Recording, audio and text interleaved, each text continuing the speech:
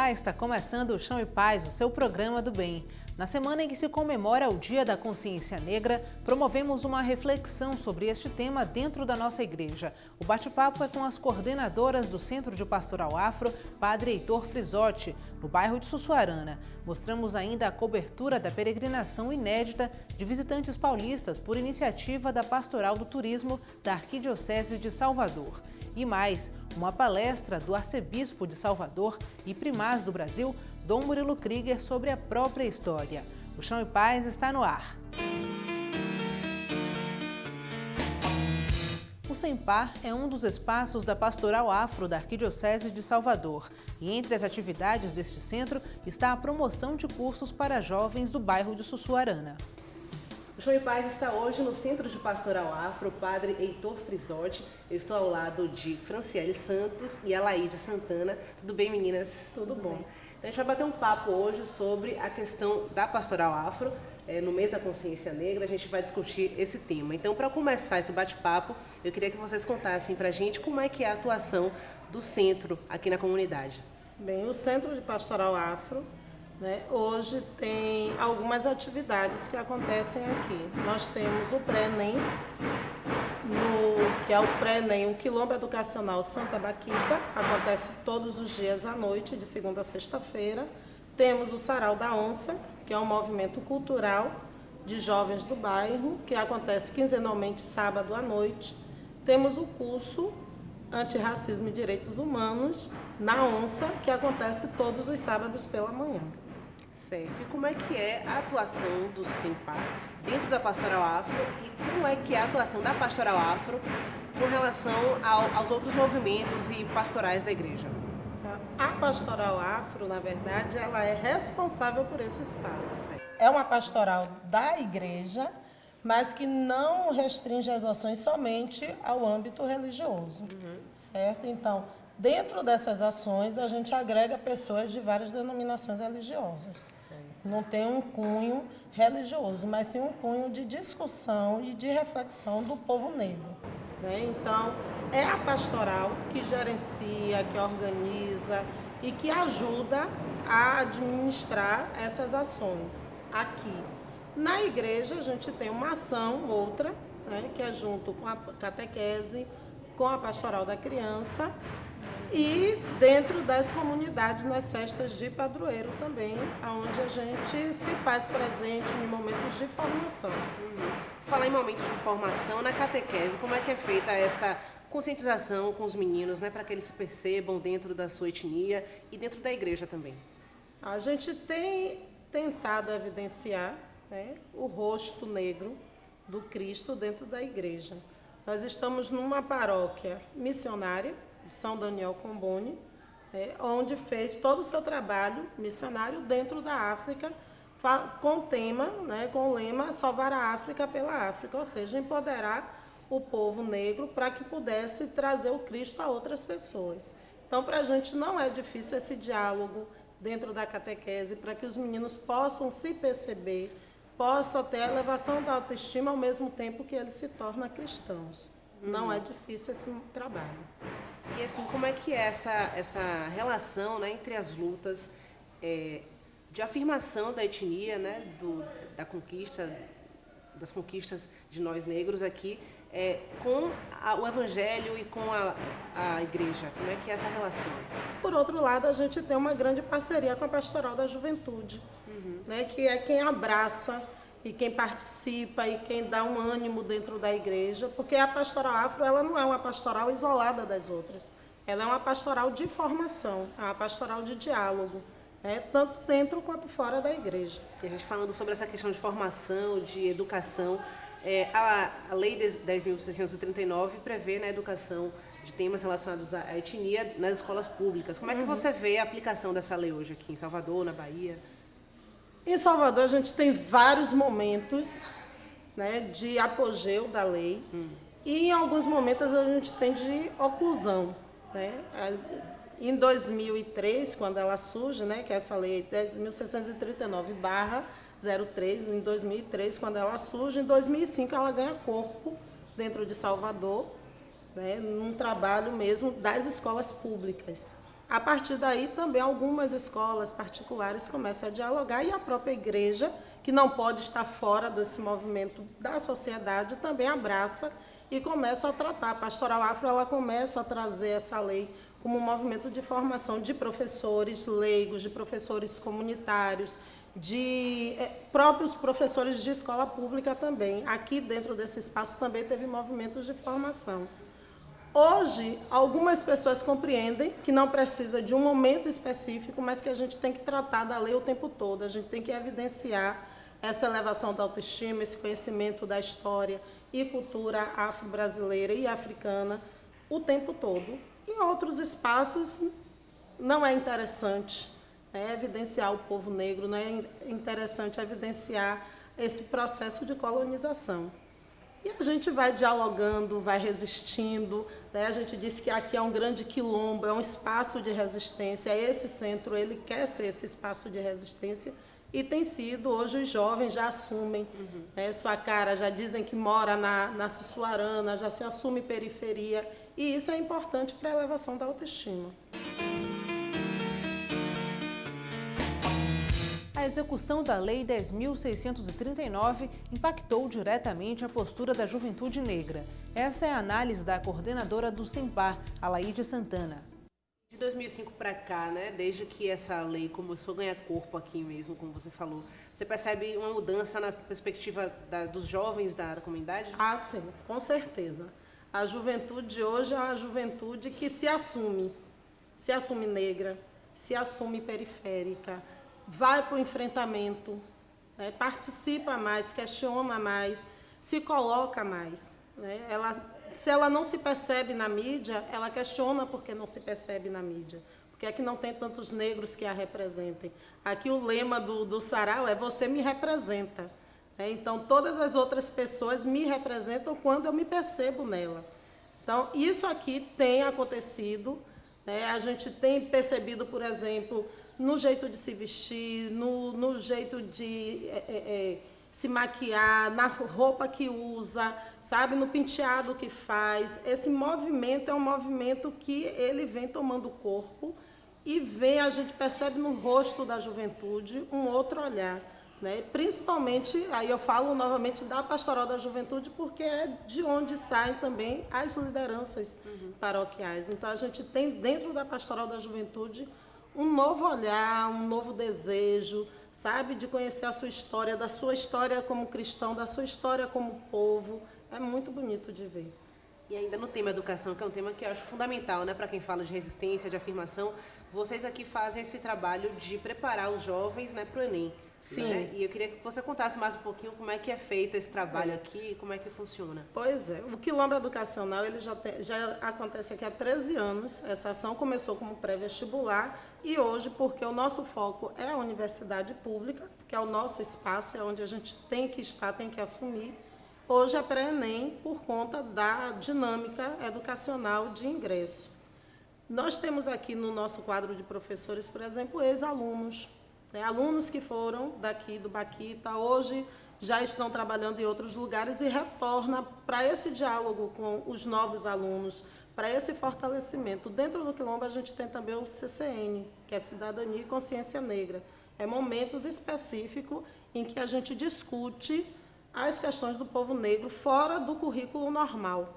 A gente traz essa história, a gente ressignifica a história do povo diante de tudo que eles estão estudando em história, geografia, literatura, química. Então, tudo isso que está aí, e isso aqui para o povo negro, o que é que isso diz? Então, quando você entra na universidade, você entra com um novo olhar. Você se percebe pessoa, sabe de onde veio, sabe qual é a sua responsabilidade enquanto cotista, porque a gente aqui a gente faz um trabalho muito grande também para poder se discutir a questão de cotas, por que nesse momento a reparação é necessária. Então, ele entra como aluno cotista, mas ele sabe quem ele é. Ele sabe o que é que ele está fazendo ali dentro e ele sabe o que é que ele vai buscar de ganho para a comunidade. E assim, qual o papel desse aluno que entra como cotista, que ocupa o espaço da universidade, na visão de vocês? Olha, o aluno que é cotista, ele tem uma responsabilidade social muito grande. Diante da sua comunidade, ele não entra sozinho, ele entra com a comunidade. É a família dele que vai, é o vizinho dele que vai, É o próximo aluno daqui do cursinho que vai também com ele naquele momento. Então, ele tem a responsabilidade de se preparar como profissional e se tornar um bom profissional, mas ele tem uma responsabilidade histórica de sua origem, né? É um jovem periférico, é um jovem afrodescendente que vem recriando a sua história, que vai nadando contra o sistema. Ele está dizendo ao sistema que ele não aceita o que o sistema disse a ele, que ele é negro, que ele não deve assumir lugares, né, de importância e de influência dentro da sociedade. Então, ele vai dizendo ao sistema, não, eu não aceito, eu sei quem eu sou e eu sei o papel que eu tenho que desenvolver para empoderar a minha comunidade. E como vocês mantêm contato, né, com essas pessoas, com esses jovens, você percebe alguma dificuldade naqueles que conseguem ocupar esse espaço na universidade como cotistas, em termos de enfrentamento mesmo, né, que é um termo assim, que realmente tem muito a ver com essa realidade, com esse dia a dia. Você percebe alguma dificuldade desses alunos nas universidades? Eles têm a dificuldade da permanência, né, por conta do trabalho, por conta da dinâmica, mas não por conta do estudo. Isso é o mais interessante. Não é por conta do estudo, porque é muito difícil. Não é que é muito difícil, porque ele se preparou para enfrentar e ele sabe que estudar depende muito da sua disposição. Então, você precisa correr, precisa buscar. Agora, da permanência, muito mais por conta da questão financeira. Muitas vezes a gente se depara com situações de jovens que precisam trancar, em algum momento, o semestre para poder trabalhar. Né? E isso a gente é uma nova luta, porque a gente primeiro luta para garantir o acesso. E agora a nossa luta, em alguns momentos, é para garantir a permanência. Né? E o nosso apoio, infelizmente, ainda só pode ser o apoio moral. A gente ainda não tem uma estrutura para poder ter esse outro apoio, que seria o apoio financeiro. Por isso que saiu uma pesquisa recentemente que mostra, né, que aumentou o tempo de permanência das pessoas na universidade por causa dessas dificuldades, realmente. Houve uma diversificação das pessoas que entram na universidade, mas tem essas barreiras ainda, né? Sim. Que o próprio sistema precisa resolver, que ainda é um caminho mais longo, né? É buscar mesmo políticas públicas agora para garantir, já que a gente garantiu as cotas, agora é garantir mesmo políticas públicas para a permanência. Certo, então, gente, obrigada pelo bate-papo aqui com a gente no Show e Paz, por discutir esse tema tão importante, né, para a comunidade, viu? A gente que agradece o espaço. Salvador, cidade por onde passaram muitos santos e beatos, entra para a lista de destinos religiosos dos roteiros turísticos. A iniciativa é da Pastoral do Turismo da Arquidiocese de Salvador. Esta turista fez questão de lavar o rosto com a água que brota da fonte localizada na área externa da Igreja Nossa Senhora do Pilar e Santa Luzia, no Comércio. Ela repete o gesto das romarias iniciadas nos primeiros anos do século XX, em louvor à santa invocada como protetora dos olhos. Banhei meus olhos e estou levando também embora um pouco de água benta da fonte aí, para dar para meus amigos, aqueles que têm problema. Inclusive no meu condomínio onde eu moro, tem um ceguinho que caminha o dia inteiro pelo condomínio e eu darei para ele uma garrafinha de água também. Ó Santa Luzia, que preferistes que vossos olhos.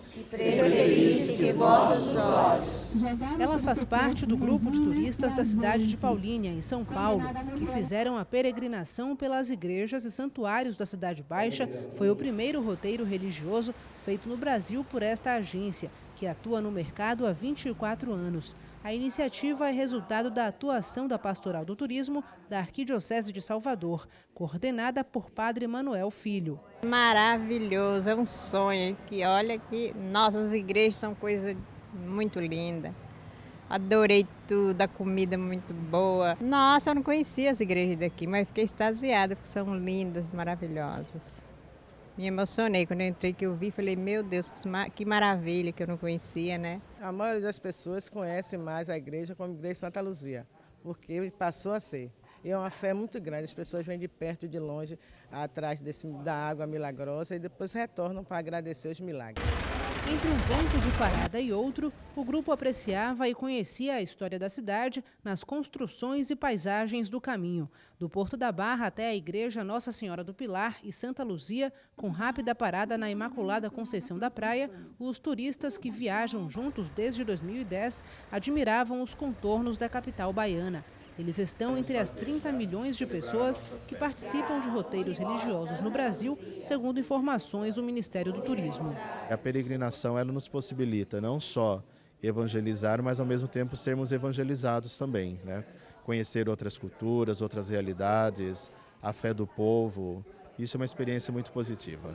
No Santuário e Memorial de Irmã Dulce, os turistas conheceram parte da história da Bem-aventurada e o legado que ela deixou na cidade. Por ano, as obras sociais atendem 5 milhões de pessoas, de graça. E a área ocupada hoje é de 23.500 metros quadrados. Falar de pobre me emociona muito, porque eu também vim de família pobre, não sou rica e também, sempre que posso, ajudo, mas longe de ser uma irmã Dulce, né? Mas pobre sempre me emociona, falar de pobre, dos pobres, né? Porque a gente vê as diferenças, né, no nosso país, que é tão injusto com os pobres, então isso toca profundamente. Desculpa. Antes de seguir para o Mosteiro de Salvador, em Coutos, e a matriz da paróquia Nossa Senhora dos Alagados de São João Paulo II, o grupo participou de uma missa na Basílica do Bonfim. É o início de uma nova perspectiva de valorização do turismo religioso que nós estamos querendo fomentar aqui na cidade do Salvador, sobretudo esse roteiro aqui da Cidade Baixa, não é? Conceição da Praia, Irmã Dulce, Alagados e aqui o Bonfim de modo muito especial. O arcebispo de Salvador e primaz do Brasil, Dom Murilo Krieger, dividiu suas histórias com um grupo formado por profissionais de informática. Confira. Não é do meu feitio falar de mim mesmo, de coisas mais pessoais e íntimas. Mas eu pensei, já que me pediram, eu fiz e eu penso assim, é uma forma de retribuir também, pode não ter servido para eles, mas para mim serviu na medida em que eu tive que voltar a toda a minha história, o meu passado, e pude ver de forma muito forte assim, os sinais de Deus, da sua graça em minha vida. Ser sacerdote sempre foi difícil em qualquer época. Isso pela própria missão do sacerdote. Pregar a palavra de Deus, oferecer o sacrifício e dirigir o povo de Deus. Trata-se, como se vê, de uma continuação da vida de Cristo. Melhor, de estar à disposição de Cristo para que Ele continue a exercer seu sacerdócio eterno através de nós padres. O que, a meu ver, se exige de especial do sacerdote hoje é uma redobrada generosidade, uma maior fidelidade à Igreja e uma vida de oração mais intensa. E fui ordenado na minha cidade de Brusque, onde há uma igreja matriz de pedra belíssima. Quem conhece Brusque, conhece Blumenau, é o mesmo construtor alemão, realmente uma obra belíssima. E eu fui ordenado pelo bispo com quem eu iria trabalhar em seguida, me imaginando que ia ficar 6 anos com ele como bispo auxiliar. Eu sentia que era um final assim importante da minha vida e o começo de uma outra fase muito importante. Nos 15 anos eu me coloquei a questão, mas coloquei explicitamente ser ou não ser padre. Analisei, pensei, rezei, porque eu pensei, é hora de eu decidir-me. E quando estava quase deixando o seminário, fui vendo, não, mas Deus estava me chamando por esse caminho. Tomei uma decisão e também assumi um compromisso comigo mesmo, de não ficar a cada momento repensando a minha vida, porque eu acho que a vida, se ela não partir de alguns objetivos claros que se procura alcançar, você não chega a lugar nenhum. Quando terminaram os estudos de primeiro e segundo grau, estamos agora em 62, a gente recebia na época a batina, e a batina era um passo importante, porque a gente ia para o seminário, onde se ficaria um ano para conhecer a congregação, porque no final do noviciado se faz os votos, pobreza, castidade, obediência, se liga a uma congregação que eu tinha que fazer uma opção. E foi um momento então muito importante para mim, muito agradável. E eu acho que cheguei à conclusão que realmente a minha vida deveria ser dentro dessa congregação que foi fundada por um sacerdote francês, Padre Léon Déron. Para mim, especialmente como católica, né, iniciando a minha oblação beneditina e para a comunidade baiana, discutindo temas que são além da homilia. Isso nos aproxima, aproximar-se dos pastores, aproximar-se da palavra de Deus, é tudo que a gente precisa. Em 85, eu estava começando o segundo período de superior provincial, veio a nomeação para bispo. Eu não posso lhes contar como é que foi essa nomeação, foi muito curiosa, porque já começou a se falar, você vai ser bispo e tal. Eu achava que tinha a menor condição, como ainda hoje acho. Mas aí, numa noite, eu recebi uma carta da nunciatura dizendo que o Santo Padre havia me nomeado bispo. Mas eu, como eu já pensei, se um dia vier uma carta dessa, eu dizer que não, porque eu não tenho condições, eu nem me preocupei. Quem é o Santo Padre? Né, o João Paulo II. Aí, eu fui dormir tranquilo. Aí, me acordei assustado com um pesadelo que eu tinha sido escolhido para ser bispo. Mas eu fiquei na dúvida, não foi, fiquei na dúvida, me levantei para ter certeza, e em cima da minha mesa estava a carta. A escolha não depende daquele que quer, nem daquele que corre, mas da misericórdia de Deus. Essas cartas do Papa, que vêm através da nunciatura, elas são assim, dizem assim: o Santo Padre dignou-se nomeá-lo para a diocese tal e espera o seu assentimento para divulgar a notícia. O meu irmão mais velho, Marco Aurélio, quando viu uma dessas cartas, perguntou: Murilo, onde é que fica a liberdade da pessoa? Eu disse: não, total, pode dizer sim ou pode dizer sim, Senhor. Eu poderia terminar dizendo: tudo é graça. Mas eu prefiro sintetizar o meu pensamento e essas colocações dessas grandes etapas com aquilo que é fruto da experiência, que está sintetizado num pensamento de São João Evangelista, apóstolo evangelista, na sua primeira carta, capítulo 4, versículo 16. Deus é amor. Eu fiquei entusiasmada que uma empresa de consultoria pudesse nos proporcionar isso, juntar um grupo de pessoas interessadas pelo bem comum, né, e sobretudo beber dessa sabedoria, da bênção desse líder religioso da Igreja Católica. Para mim foi um momento assim ímpar. Primeiro, quando foi divulgada a notícia que eu seria arcebispo aqui em Salvador, eu soube no começo de novembro de 2010, mas a notícia só foi divulgada dia 12 de janeiro de 2011. Ao receber a notícia de minha nomeação, lembrei-me da insistente pergunta de Jesus Cristo ao apóstolo Pedro: tu me amas? Com temor e tremor, dei o meu sim ao Santo Padre. E explicava por que o meu temor.